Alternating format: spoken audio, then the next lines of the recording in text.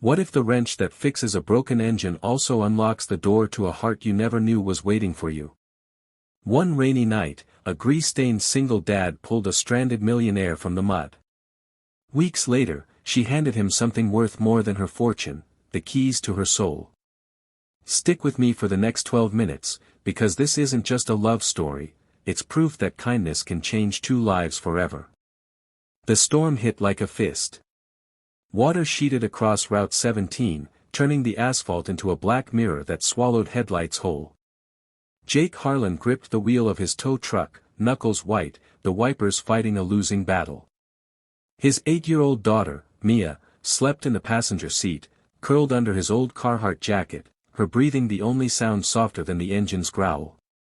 Jake was supposed to be off at 9. Instead, the dispatcher's voice crackled through the radio, white Rolls-Royce Phantom, mile marker 42. Drivers disabled, no hazards, no cell service. Your closest. Jake glanced at Mia. He couldn't leave a kid asleep in a parking lot at midnight. He clicked the mic, on my way. The Rolls sat half in a ditch, one wheel submerged, emergency lights blinking like a dying heartbeat. A woman leaned against the driver's door, soaked silk blouse clinging to her shoulders, one crutch planted in the mud like a flag of surrender. Her dark hair was plastered to her cheeks, but her eyes, sharp, defiant, locked on Jake the second his boots hit the gravel. You're late, she said, voice cutting through the rain. Traffic was murder, Jake deadpanned, slinging a chain from the winch. Name? Evelyn Voss. She didn't offer a hand. The crutch trembled under her weight. Jake hooked the chain, muscles straining as the truck groaned. Mia stirred, rubbing her eyes. Daddy? Go back to sleep, Peanut. He kept his voice low, but Evelyn's gaze flicked to the girl, something unreadable softening the edges of her face. The rolls came free with a sucking sound. Jake wiped his hands on a rag. Battery's dead. Alternator's shot. I can tow you to my shop, but it'll be morning before I can look at it. Evelyn's jaw tightened. I have a meeting in Manhattan at 7. Then you'll miss it. Jake met her stare. Or you can sit in my warm cab with my kid while I drive. Your call. She studied him, grease under his nails, stubble, the kind of tired that lived in the bones, then nodded once. Fine. In the truck, Mia offered Evelyn her stuffed giraffe. He's brave in storms. Evelyn took it like it was made of glass. Thank you, Mia. The shop was a squat brick building with a flickering neon sign, Harlan and Son. Jake carried Mia to the couch in the office, then rolled Evelyn's chair inside. She watched him work under the Rolls hood, fluorescent lights buzzing overhead. Every so often, she asked questions, technical, precise. Jake answered without looking up. You know cars, he said. Finally, wiping sweat from his brow. I know machines, Evelyn corrected. People are harder. At 3 a.m., the alternator was replaced. Jake handed her the keys. No charge. Storm night discount. Evelyn's fingers brushed his. Why? Because my daughter watched you hold her giraffe like it mattered. He shrugged. And because nobody should be stuck in the rain. She left before dawn, the rolls purring into the dark. Jake didn't expect to see her again. 3 weeks later, a black town car pulled into the lot at noon. Evelyn stepped out, no crutches this time, just a sleek carbon fiber cane. She wore jeans and a leather jacket, hair pulled back, looking less like a millionaire and more like someone who decided to show up. Jake was under a pickup, boots sticking out. Mia sat on a stool nearby, coloring a picture of a giraffe wearing a tool belt. Place looks bigger in daylight, Evelyn said. Jake slid out, wiping his hands. Ms. Voss. Car giving you trouble? No, she held out an envelope. This is. Inside was a check for $50,000. Jake stared at it like it might bite him. I didn't fix 50 grand worth of car. It's not for the car. Evelyn's voice was quieter now. It's for the couch. For the coffee you didn't charge me for. For letting me hold your daughter's giraffe while I pretended I wasn't scared.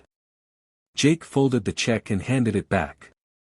I don't sell kindness. Then let me buy you dinner. Her eyes didn't leave his. No strings. Just gratitude. Mia tugged Jake's sleeve. Can we go, Daddy? She's nice. The restaurant was a hole-in-the-wall diner with cracked vinyl booths. Evelyn ordered grilled cheese, same as Mia. Jake watched her cut the sandwich into perfect triangles for his daughter, listened to her explain torque to a 8-year-old like it was a bedtime story. Later, walking to the car, Evelyn stumbled on uneven pavement. Jake caught her elbow. She didn't pull away. I used to climb mountains, she said suddenly.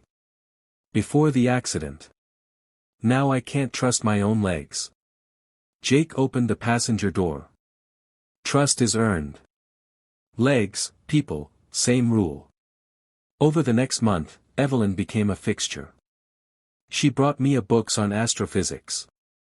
She argued with Jake about carburetors versus fuel injection until the shop closed.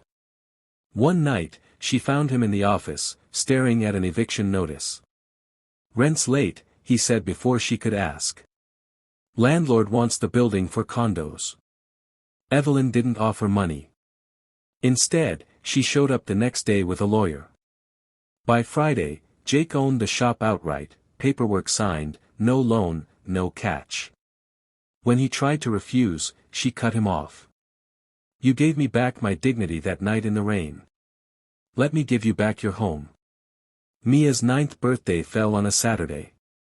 Evelyn rented the local roller rink, hired a DJ, and wore light-up skates like she'd been born in them.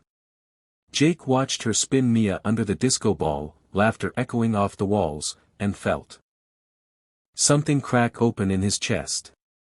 At the end of the night, Evelyn found him by the snack bar. She held out a small velvet box.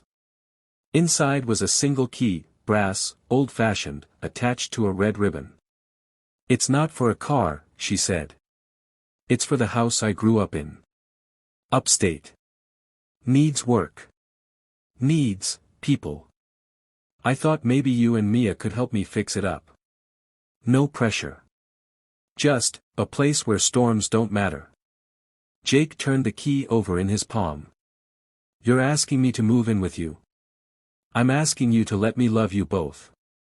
The rest we'll figure out. Mia ran up, cheeks flushed. Did she give you the key, Daddy? She said it opens adventures. Jake looked from his daughter to the woman who'd walked out of a storm and into their lives. He slipped the key onto his keyring, right next to the one for the shop.